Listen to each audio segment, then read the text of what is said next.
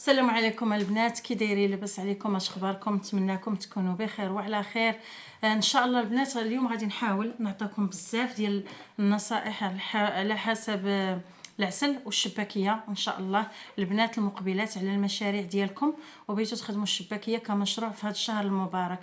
اولا غنبدا لكم بالمشاكل ديال العسل وكيفاش تحلوها، والمشاكل ديال الشباكيه وكيفاش تحلوها.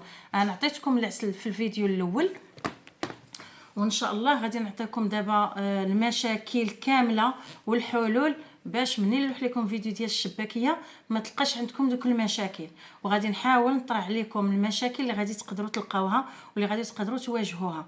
وبالنسبه للبنات اللي كتسولوني على الشباكيه السواقيه، انا ديجا هضرت في هذا الموضوع، قلت لكم راني ما نحطاش. انا البنات عندي الشباكيه ديال الشمله، عندي في القناه وعندي في الصفحه، عندي في اليوتيوب وعندي في صفحه الفيسبوك.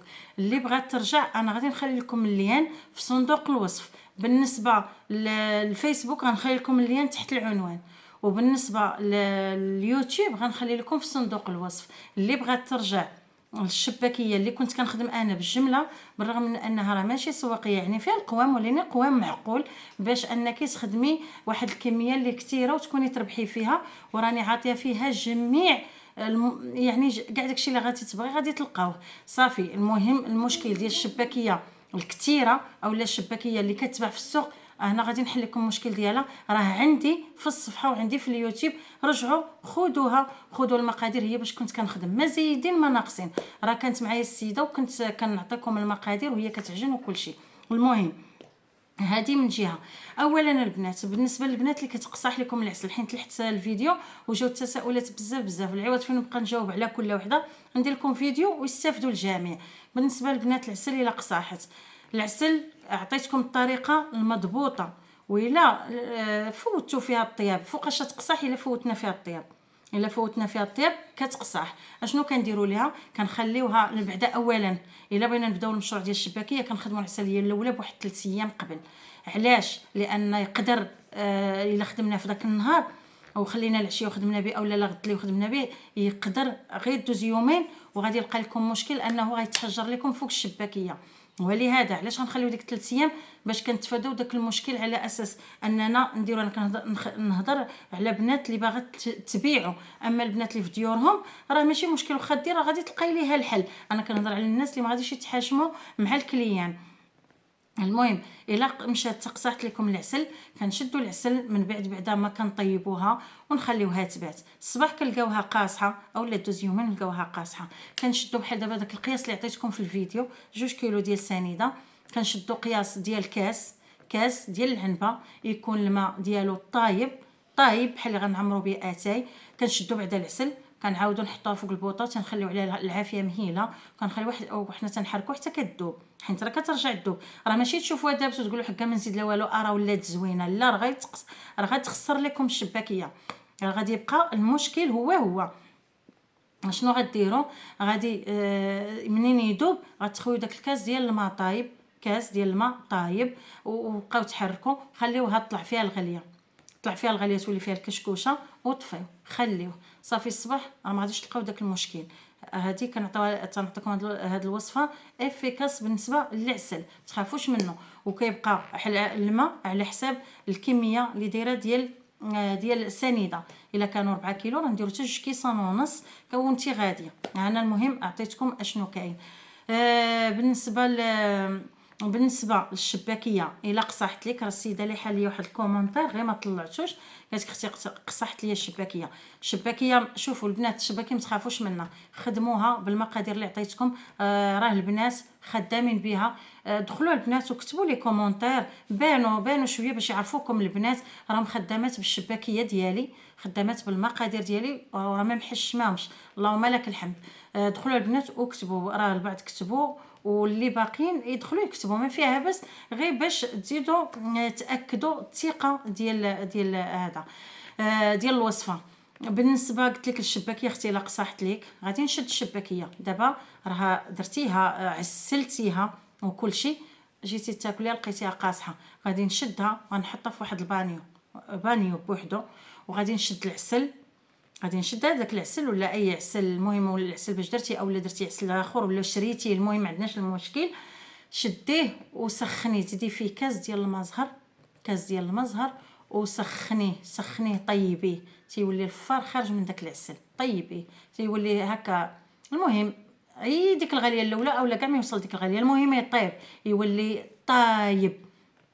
وشديه خويه على ديك الشباكيه كامل، خويه هكاك طيب، تخافيش منها تقولها تعجن ولا، غير ديري هاد العمليه، خويه على الماء على ديك الشباكيه وهو طايب هذاك العسل مطيباه النيت، خويه وليني تكون داك العسل مغطي الشباكيه، يكون مغطيها ما تخلي حتى شي حبه خارجه، صافي وغطيها وخليها، خليها المده اللي بغيتي، خليها الا كانت تبات، الا خليها بحال دابا درتيها مع الغدا خليها تجويه المغرب، المهم حتى يدفع عليها داك العسل ديالها حتى يولي دافي. من بعد شديها وصفيها، صفيها بحال هكا من داك العسل، تكون باقيه دافيه ماشي بارده وماشي سخونه، لا خليها تدفى تولي تشديها عادي غير هي دافيه. شديها وصفيها، سقطريها مزيان من داك العسل فواحد الكسكاس، وشدي البواطه، بواطه اولا السطل اولا اللي بغيتي، وغادي تشدي الميكا السلوفان وغادي ديري طبقه وتغطي، وديري طبقه وتغطي، هادشي بالميكا، وطبقه وتغطي، طبقه وتغطي وغطيها، وزمتي عليها الميكا من الفوق وغطيها خليها تبات اولا خليها واحد اليومين وعاودي حلي عليها. راه ما نقولش لكم راه كترجع بحال اللي هذاك المشكل ما كانش نهائيا. المهم تقريبا بالنسبه الى الشباكيه درتيها ودرتي العسل وتحجر لك العسل فوق الشباكيه، هذا هو المشكل. بالنسبه الى درتي الشباكيه وتحجر لك العسل، يعني ديفو من العسل، غتعرفي بان الخطا ديال العسل ماشي د الشباكيه. وشتي داك العسل تحجر، شنو غادي ديري؟ غادي تشدي هذيك الشباكيه وغادي تدفي العسل، غادي تدفي العسل دفيه يولي بحال ماشي سخون طايب، لا غير دفيه يولي مطلوق جاري، وغادي تشدي بحال اللي غادي تغطسي ديك الشباكيه كامله تما، بحال اللي غادي تغسليها، بحال اللي غادي تغسليها، غادي تشديها وغادي تغطسيها، راه غيتحيد داك العسل مع السخونيه، غادي يحيد، منين يحيد غتكوني ديجا شاده عسل، يكون اما شريتيه اما معوضه حسن من الاول، ما ديريش الاولاني، لا داك الاولاني حيدي لان تحجر لك غيعاود لك نفس المشكل. غتكوني اما دايره عسل اخرى وزوينه ما محجره ما والو، اما كاع تفادي داكشي بالنسبه لي غتكون دايره لدارها، تفادي شري العسل من برا يكون زوين وتكوني حاطاه بارد في واحد البول اخر. المهم ملي غادي تشدي ديك الشباكيه قلت لكم وتغطسوها في داك العسل يكون سخون ماشي طايب، تكون فيه سخونه باش يذوب باش داك العسل المحجر يذوب. غادي تشديها والفيديو فيه 8 دقائق، غادي تشديها وتغطسيها بحال اللي كتغسليها. المهم منين يتحيد من هذاك الشيء وغادي تهزيها تسقطريها هكايا بالصفاي وديريها في داك العسل اللي جبتيه جديد، عاودي عسليها صافي، غير عسليها خليها واحد شويه، هزيها من داك العسل وديريها في الكسكاس خليها تستقطر، ديري ليها الزواق اللي بغيتي، وراه بحال اللي ما كانش داك المشكل ديال التحجار ديال الشباكيه. بالنسبه اختي البنات اللي قالت لك ما كنعرفش نشبك، انا غنلوح لكم فيديو، غنلوح لكم ريل خاص بالتشبيكه، ونلوح فيديو فيه التشباك وفيه كل شيء. بالنسبه للمقادير اللي كنعطيكم راه هي اللي عندي وما عمرني بدلتهم ما كنبدلهاش.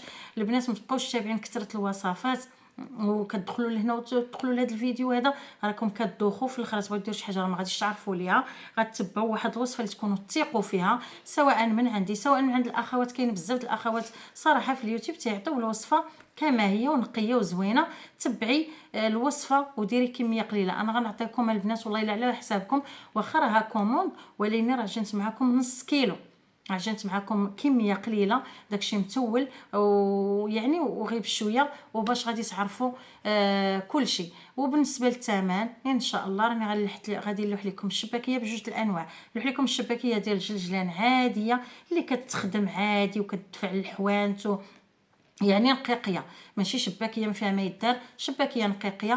ان شاء الله غنلوح لكم الثمن ديالها والفيديو ديالها راه بالتفصيل من مور هذا الفيديو هذا غادي نلوحوا لكم فيه كل شيء.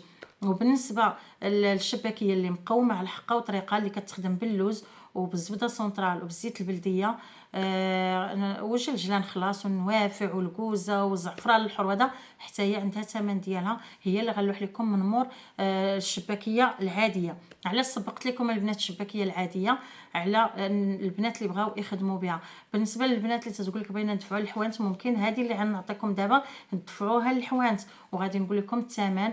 ولكن انا كنفضل شوفوا البنات، راه الا كانت لا كونتيتي كثيره، راه هذه اللي غنعطيكم دابا غتبيعوا بواحد الثمن، هو يبيع بواحد الثمن راه مسلكاكم، لان ما فيهاش المقادير بزاف، ولكن نقيقيه وزوينه، حاجه دياريه. هذيك السواقيه ديال القرفه والزيت والخل، هذيك راه قلت لكم راه ما نعطيهاش، وما عمرني نديرها في القناه، وما نعطيهاش البنات. ما عنديش، ما بغيتش ندي فيها هذا.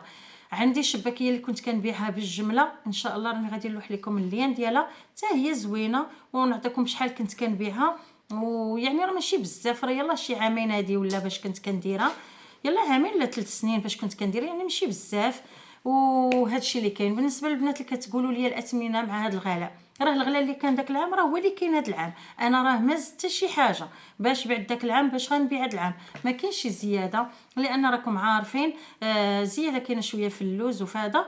ولكن راه اش غادي نقول لكم، حنا تتعرفوا الشباكيه باننا ما كنديروش فيها شي حاجه اللي كثيره بحال الزميته اولا اللوز كدير 2 كيلو ولا 3 كيلو. الشباكيه راه كنديروا واحد الكميه قليله، وكيبقى الشباكيه البنات ما عمركم تشدوها بالقوام وتقولوا حقا شنو دايره فيها. البنات الشباكيه فيها تماره، انا نقولها لكم راه فيها تماره. انا راه ولو تندير شباكيه عاديه تنبيعها بواحد الثمن زوين، تنبيعها بثمن ماشي ناقص. البنات تقول لي عافاك عطينا شباكيه ديال 30 درهم، راه ما كايناش اختي شباكيه ديال 30 درهم. غيقول لي انت كي دايره لهادي ديال 30 درهم. بغض النظر حنا نخليو سميتو نخليو المقادير ابار. اختي غير داك الزيت فاش تقليها، وغير داك العسل اللي كتصوبي، وزيدي على التماره، غير التماره ديالتها. عرفتي تتشوفي في واحد الجبل ديال هذا باقي خصك تشبكيه وتحطيه، وعاد زيدي قليان، والقليان تتنقصي البوطه، راه مشكل، راه كارثه. وزيدي الماعن وزيدي الطواسي وزيدي داكشي فاش كديري العسل وفاش كتعسلي وفاش. راه شوفوا البنات الله يرضي عليكم، الثمن اللي بغيتي تشدوا به شباكيه شدوه بثمن معقول، ما تشدوش بثمن رخيص، كتضيعي الصحه ديالك وكتطيحي السوق على بزاف ديال البنادم. راه التمر اللي في الشباكيه راه ما كاينش في شي حلوه. انا نقول لكم نيشان، بغيتي اختي شوفي كما قلت لكم في داك الفيديو، اللهم اللهم كثير ومقطوع ولا يخلي قليل ومداوم، قليل ومداوم ولا كثير ومقطوع. فهمتوني البنات؟ نشد انا كليان غير قلال ويكون عندي فيهم الربح، ونخدمها بالثمن اللي ديك التماره وداك التعب ديالي نحس بانني شديت شي حاجه، ولا نبقى نخدم وتماره الكحله والماعن والعسل وهذا، وما تشدوا وتصيبوا راسكم شادين واحد الثمن قليل. البنات الله يرضي عليكم، جاي دابا رمضان وجاي العواشر وبنادم كيتاتف على هادشي د المعسلات. ديري حاجه نقيه وبيعها اختي بالثمن. اللي بغات دير 30 درهم قولها اختي سيري للمارشيات، اللي بغات دير 40 درهم قولها سيري للمارشيات، حتى ديال 50 درهم 50 درهم تبيعها بالجمله، و40 درهم نبيعها بالجمله، نبيع من 30 كيلو من 10 كيلو للفوق نبيع ب40 ب50 درهم. باش انا كيلو ولا 2 كيلو ولا 3 كيلو نبيعها ب50 درهم راه لا يعقل، راه غير الثمره ديالها والوقيف ديالها الله يحسن العوان والله يكون في العوان. المهم البنات اللي متفقات معايا والحلويات يكونوا متفقات معايا، واللي كدير شباكيه راه عارفه الثمره ديالها، غير الزيت وغير البيضات الزيت والزيت راه غاليه. باش انك تنوضي تبيعي انت تخدمي كيلو ونص ولا 2 كيلو وتبيعها ب50 درهم الكيلو، راه ماشي ثمن. انا نقول لكم نيشان ماشي ثمن. والبنات الله يرضي عليكم، البنات اللي كتدخل عندي وتقول لي عافاك اختي رابحه في الخاص عطيني شباكيه ديال 30 درهم، ما عنديش شباكيه 30 وما عنديش ديال 50، مع ذلك كنتي بديريها بالجمله ولا بديريها بالجمله برافو، راها زوينه ورتا ب 40 درهم مزيانه لكم سلكاك، ولكن راك غتضربي على الكميه. اما باش تبيعي 2 كيلو 3 كيلو حتى 4 كيلو وندير لها انا 50 درهم ولا 40 درهم، راك ما غتربحي فيها غير الثمره ديالك. انا نقول لكم وما تضيعوش صحتكم على القاوي. والبنات اللي تبقى تدخل تقول لك ماشي بنات هادو وحدينات، راه كتدخل تقول لك ويلي 100 درهم ولا 90 درهم شنو دايره فيها. ما اختي ايوا حزمي عليها اختي وخدميها وشبكيها وسيري ديرها في دارك، وما تدخليش كتبوا لنا دوك التعاليق اللي ما عندها حتى شي معنى. حنا ما كنهضروش على القوام وعلى المقادير، حنا كنهضروا على التماره. وقدروا كان من هذا الفيديو كان يعني كنطلب من الكليان ومن اللي بغى يحط شي حاجه يقدر تماره ديال داك الانسان، يقدر غير ديك تماره وداك القليان وداك الدخان وهذا يقدرها عادي، يشوف شنو كاين في القوام. ولهذا البنات درت فيه ربع ساعه. المهم كنتمنى ان شاء الله يا ربي من مور هذا الفيديو مباشره تلقاو الشباكيه ان شاء الله بحول الله، ومن وراه تلقاو الشباكيه المقومه باللوز وبكل شيء. هادو راه كوموندات، ولكن انا درت لكم نصف الكميه باش حتى اللي بغات تجرب. يلا البنات ما تنساونيش من لي لايك والبارطاج، والسلام عليكم ورحمه الله تعالى وبركاته.